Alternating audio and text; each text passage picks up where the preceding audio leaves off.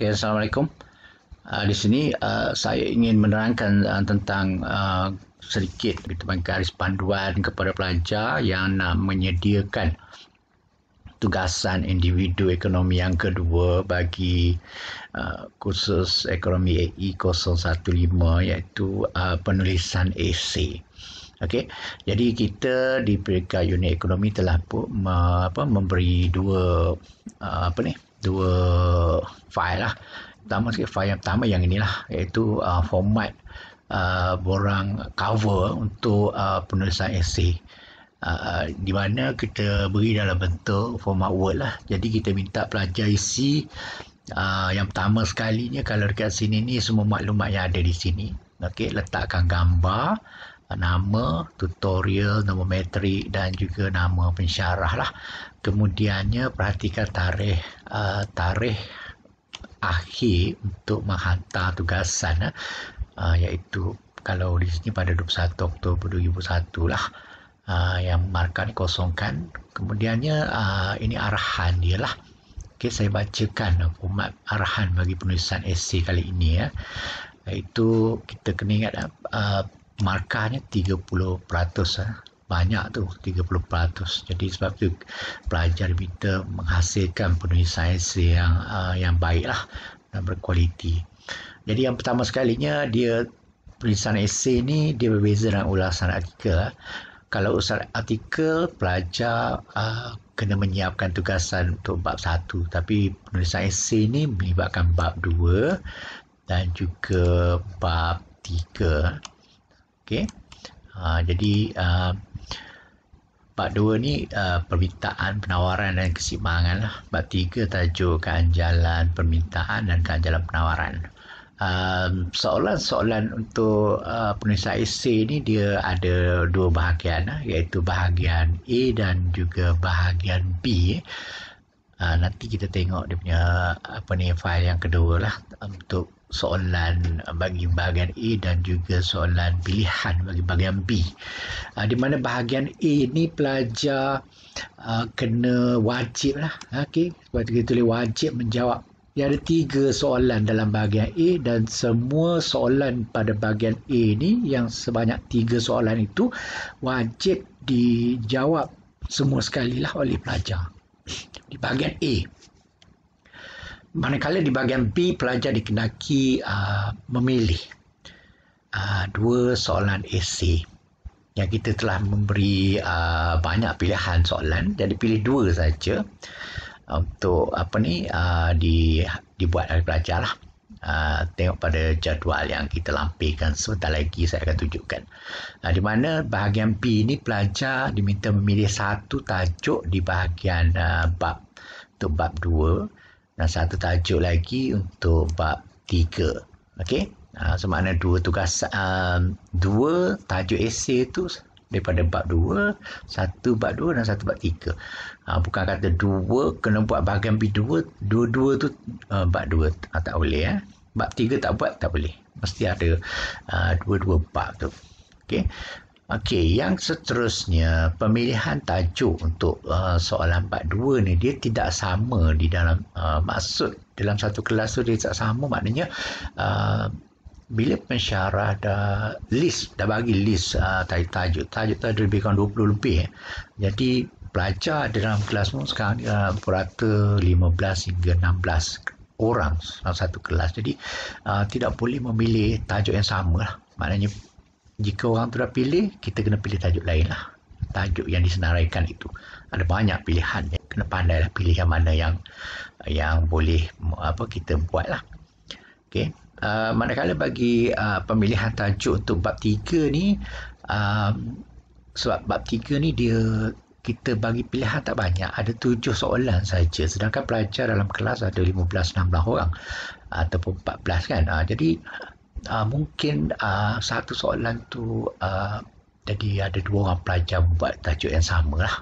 Jadi kita benarkan satu soalan tu ada 2 orang pelajar membuat tajuk tersebut. Dan mungkin kalau kelas ramai tu mungkin ada 1-2 tajuk tu jadi 3 orang gitu bukan kepada pensyarah masing-masing lah.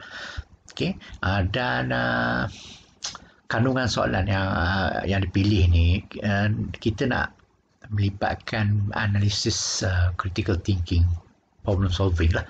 Mana pelajar bukan seperti membuat ulasan artikel yang ulas saja, mengarang saja apa yang diperkatakan dalam artikel yang dipilih. Tapi untuk penulisan esei ni kena ada data sokongan, kena ada rajah, kena ada contoh pengiraan, fakta dan juga proses kesan lah. Ini semua ni bergantung kepada bagaimana idea pelajar menganalisis berkaitan dengan masalah yang ada dalam soalan tersebut lah. Okay? Tapi masih berkisar pada ruang lingkup yang sama lah. Tak boleh melangkaui daripada subtopik yang dibincangkan lah. Okay? Jadi bila kita membincangkan masalah ataupun yang ada dalam tajuk yang kita pilih tu, so kreativiti masing-masing, macam mana nak menghurai, macam mana nak melakar dulu, macam mana nak menyokong jawapan dengan menggunakan rajah dan juga contoh pengiraan. Okay. Ini format untuk ni lah, kita nak standard semua sekali, tulisan time per moment. Tapi ada juga orang membuat tulisan area, kita benarkanlah untuk dua tulisan tu lah, dan saiz lebih kurang 12. Okay, kita nak standard semua 12 ni, dan jaraknya 1.5 lah. Tapi kalau ada pelajar buat satu, spacing dia satu pun tak apalah, lagi bagus maknanya dia pendek sikit kan. Tapi jangan sampai 2 spacing, double spacing. Dan lingkungan dalam 1000 patah perkataan. 1000 patah perkataan ni maknanya bermula dari page pertama pendahuluan sehingga ke kesimpulan lah. Itu yang berkaitan selepas tu yang cover dan sebagainya kita tak kira, isi kandungan kita tak kira lah.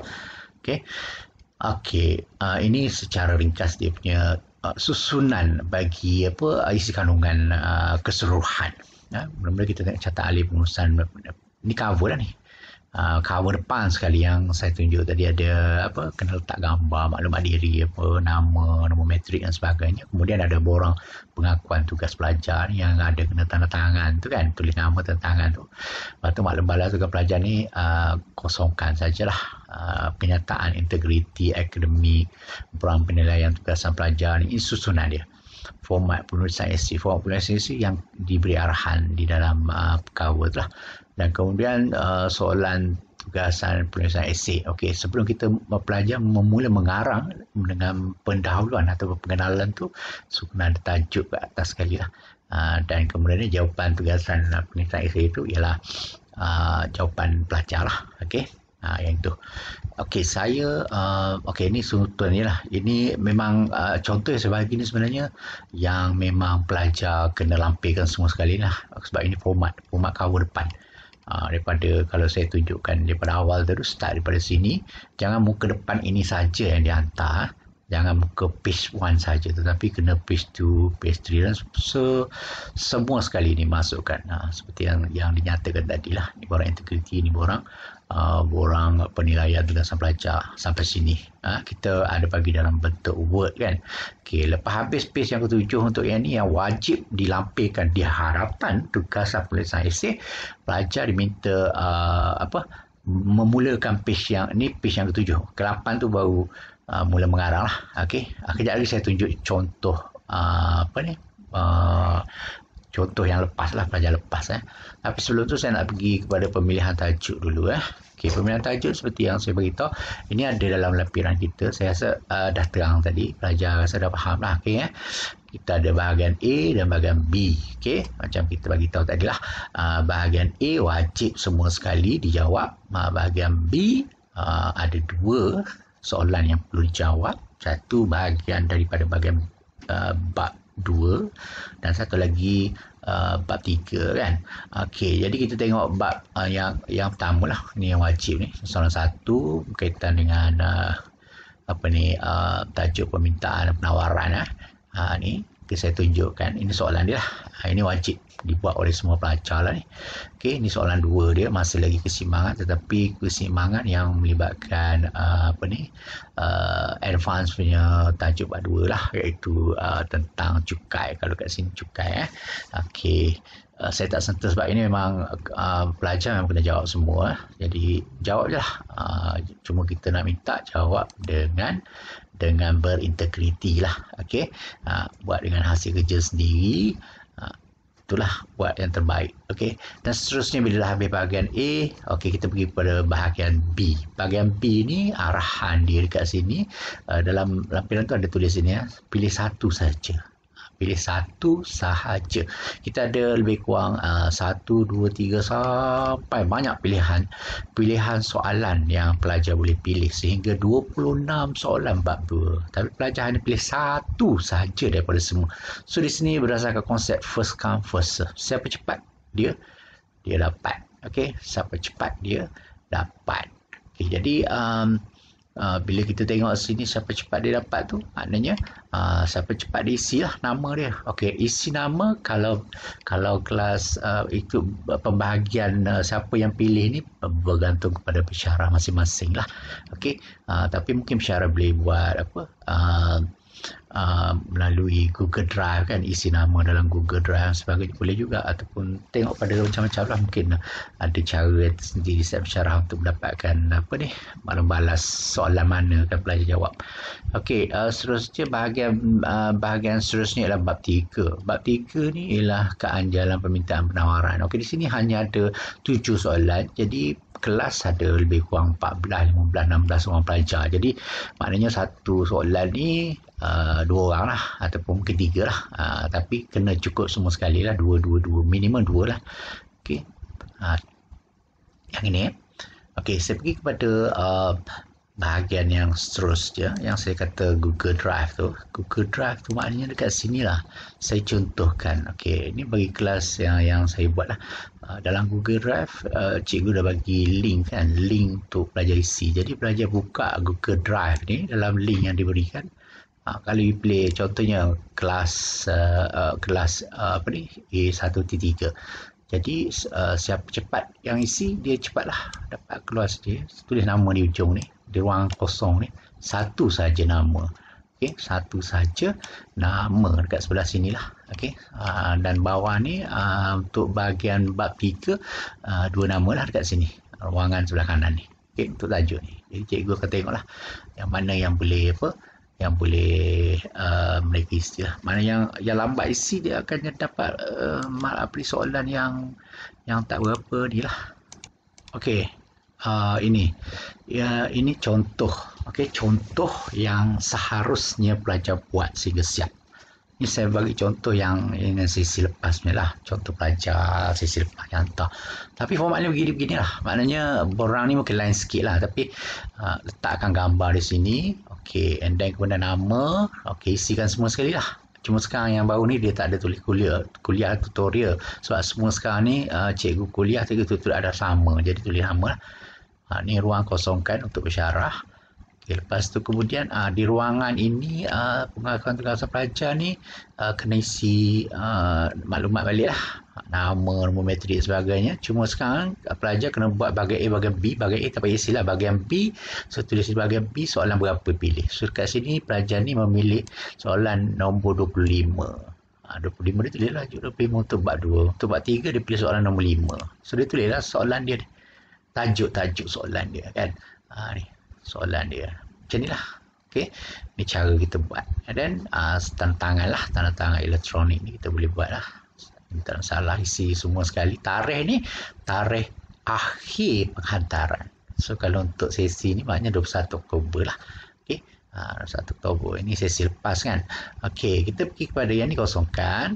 Semua ni kosongkan lah, hantar begitu saja sampai sini. Okey, kemudian boleh memulakan sebelum pendahuluan tu, lepas habis yang borang cover yang mula-mula tu, boleh buat isi kandungan. Isi kandungan tu maknanya untuk bab 2 yang ini. Kalau dia punya ni dibuat beginilah. Kemudian bab 3, okey, dia buat dia punya isi kandungannya dengan page muka surat dia kan. Okey, dia bagi 2 ginilah. Nampak ni cantik sikit lah. Tersusun sikit. Tapi kalau buat kotak ke terpulang lah. Okey, dan last sekali jangan lupa ada rujukan. Rujukan pun kena ada juga. Rujukan tak perlu ada muka surat, tak apa, sebab dia pelampiran saja kan. Yang penting dah penutup tu sampai sini. Okey. Nak start page yang seterusnya. Tapi setiap page ni ada muka surat Ada muka surat. Ni bagus sangat muka suratnya. Biasa sudahlah tulis, tak kira di tengah ke, di sebelah kiri ke, format muka surat tu. Yang penting muka surat ada. Okey, bila nak mulakan pendahuluan, dia tak perlu ada pendahuluan, tapi sebab pelajar memilih soalan nombor 25, jadi dia tulis soalan dulu. Nampak, dia tulis soalan dulu ke atas ni. Ini sebagai panduan kepada pensyarah lah, supaya pensyarah tahu masa pensyarah nak menanda tu pelajar ni jawab apa kan. Jadi tajuk apa, berkaitan dengan apa. Jadi tulislah soalan dahulu. Okey, dan terus masuk kepada karangan tu lah, penulisan esei tu. Okey, nak buat pendahuluan tak apa, tak nak buat apa, yang penting masuk bincangkan berkaitan dengan tajuk tu terus pun tak apa. Tapi yang pentingnya perenggan tu kena seimbang antara perenggan pertama dengan perenggan kedua lah. Okey, nampak dia punya seimbang kan. Dan jaga margin ni. Margin ni maksudnya straight, sama sini pun sama. Kita tak nak sini je sama, tapi sebelah sininya tak sama margin dia. Okey, kita panggil margin kiri dan kanan ni. Okey, lepas tu kemudiannya, sebab saya kata tadi penulisan esei ni dia ada contoh pengiraan. So buktikan jawapan anda tu dengan fungsi, sebab soalan ni dia tak bagi fungsi, tapi dia menceritakan tentang memperkenalkan cukai. So pelajar memberi contoh sendirilah. Pilih sendiri fungsi yang tersendiri, buat berikan harga keseimbangan sendiri. Dan ini menunjukkan bagaimana kita pelajar menunjukkan contoh pengiraan. Contoh pengiraan dan juga contoh dari segi gambaran rajah dia. Ni dia tunjukkan lah.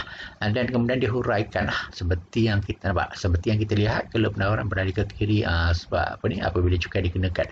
So hurai balik apa yang diceritakan berdasarkan soalan dia tu, sebab soalan dia bincangkan tentang kesan cukai kan. Jadi inilah semua ni diceritakan tentang kesan cukai dan sebagainya lah, ke atas keseimbangan. Okey, ni saya tunjuk. Dan akhir sekali apakah rumusan dia ni yang dibuat kat sini kan. So habislah. Dia tak buat tajuk ni, dia kira buat karangan je. Sebab penulisan esei ni tak ada tajuk atau ulasan artikel. Dia lebih kepada mengarang, seperti kita mengarang buku sebagainya kan. Kita menjawab, sebab kita menjawab soalan. Jadi penulisan esei tu kita menjawab soalan esei. Jadi dia tak ada tajuk lah. Tapi kalau nak tajuk pun tak salah pun, boleh je. So soalan nak letak tajuk atas tu ke tak nak ke tak kisah, nak perenggan saja ke tak kisah, yang penting menjawab persoalan pada soalan yang tertera ni, yang anda pilih di atas kan.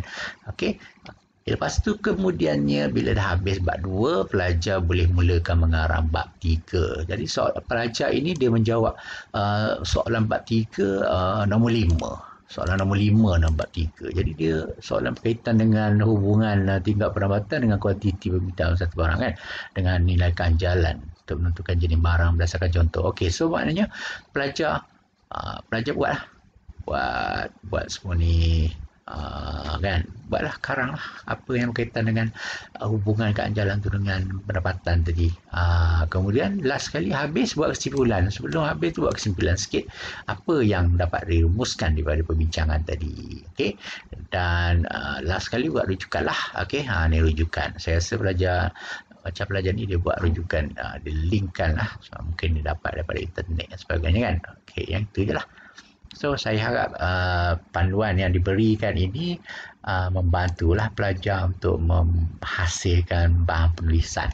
Okey, saya dah tunjukkan semua sekali lah perkara-perkara yang sepatutnya dibuat oleh pelajar lah. So kalau apa masalah lagi boleh kontak saya lah sebagai pensyarah anda untuk mungkin sebarang kemuskilan lain. Okey, terima kasih.